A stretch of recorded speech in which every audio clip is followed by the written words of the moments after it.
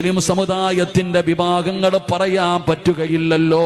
നാണക്കേടല്ലേ, ഉമ്മത്തിന് നാണക്കേടല്ലേ. എന്തൊക്കെ അനാചാരങ്ങളാണ് നടക്കുന്നത്. പണക്കൊടുപ്പ് കാണിക്കുകയാ, അഹങ്കാരം കാണിക്കുകയാ. ഗാനമേള നടത്തുന്നവരില്ലേ ഇന്ന് കല്യാണ വീടുകളിൽ നടക്കുന്നത്? അറബി കല്യാണം, പടച്ചവനെ, മൈലാഞ്ചി കല്യാണം, മഞ്ഞ കല്യാണം, പിന്നെ ഒടുക്കത്തെ കല്യാണം. എത്ര കല്യാണമാണോ നടക്കുന്നത്? ലക്ഷങ്ങൾ ചെലവഴിക്കുകയല്ലേ. എല്ലാ പെണ്ണുങ്ങൾക്കും ഒരേ വസ്ത്രമല്ലേ, എല്ലാ കുടുംബക്കാർക്കും ഒരേ ഡ്രസ്സല്ലേ. പടച്ചവനെ, പാട്ടിട്ട് ഡാൻസ് ചെയ്യുന്ന കാലമല്ലേ. അല്ലാ, സങ്കടമെന്തെന്നറിയുമോ? എടോ, ഒരു കുടുംബത്തിലെ സർവ്വതും തലതിരിഞ്ഞു പോകാറില്ല. ഒരു കുടുംബത്തിലെ എല്ലാരും തലതിരിഞ്ഞു പോകാറില്ല. ഒരെണ്ണമെങ്കിലും നേരെയാകുമല്ലോ.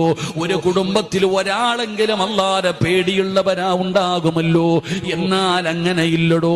പ്രായം ചെന്ന ഉപ്പമാരും ഉമ്മമാര് ഇതുപോലെയുള്ള വൃത്തികേടുകൾ കുടുംബത്തിൽ നടക്കുമ്പോ അത് തെറ്റാണെന്ന് പറയാ. ഒരു പ്രായമുള്ള അല്ലാഹനെ പേടിയുള്ള ഒരാളാ കുടുംബത്തിലില്ലാതെ പോയല്ലോ. എടോ, പ്രായമുള്ള ഒരുപാട് പേരുണ്ട്. എന്നാൽ അവരല്ലേ ഒന്നാമത് നിന്ന് ഡാൻസ് ചെയ്യുന്നത്, അവരല്ലേ വൃത്തികേടുകൾ കാണിക്കുന്നത്, റീൽസ് എടുക്കുന്ന കാലം. അംബാനിയുടെ ഇപ്പൊ അങ്ങനെയാണല്ലോ. എത്ര കോടിക്കണക്കിന് രൂപ ചെലവഴിച്ചിട്ടുള്ളൊരു കല്യാണം. പത്രമാധ്യമങ്ങൾ എടുത്തു നോക്കിയാൽ, ചാനലുകൾ എടുത്തു നോക്കിയാൽ, മൊബൈലും ഫേസ്ബുക്കും തുറന്നു നോക്കിയാൽ എല്ലാം കല്യാണം, കല്യാണം, കല്യാണം. കോടീശ്വരന്റെ കല്യാണത്തെ കുറിച്ച്, കോടീശ്വരന്റെ മകന്റെ കല്യാണത്തെ കുറിച്ച് ചർച്ച ചെയ്യുകയാ. നീ വിചാരിച്ചിരിക്കുന്നു ഓന ഏറ്റവും വലിയ സമ്പന്നൻ? അല്ല. നമ്മുടെ ഒരു വിചാരം എവിടെ നോക്കിയാലും പടച്ചവനെ, മൊബൈൽ എടുത്തു നോക്കിയാൽ കല്യാണം, കല്യാണം. എത്രയോ കോടിക്കണക്കിന് രൂപ, കോടിക്കണക്കിന് രൂപ, 5000 കോടി രൂപ ചെലവഴിച്ച് ഉള്ള വിവാഹത്തെ കുറിച്ച് നമ്മൾ പറയുന്നു. എന്റെ പൊന്നാര ചങ്ങാതി, എന്റെ പൊന്നാര വാപ്പ, അള്ളാഹുവിന്റെ വിശുദ്ധമായ ഖുർആൻ ചോദിക്കുകയാ, ഓനക്കാലം നല്ല ജീവിതം നിനക്ക് വേണോ? രാജാക്കന്മാരെ പോലെ നിനക്ക് ജീവിക്കണോ? ഞാൻ തരാം.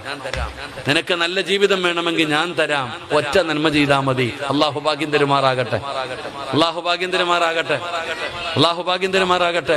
അള്ളാഹുവിന്റെ വിശുദ്ധമായ ഖുർആൻ പറയാ, മൻ അമില സ്വാലിഹൻ മിൻ ദക്കരിൻ ഔ ഉൻസാ വഹുവ മുഅ്മിൻ ഫലനുഹിയന്നഹു ഹയാത്തൻ ത്വയ്യിബ.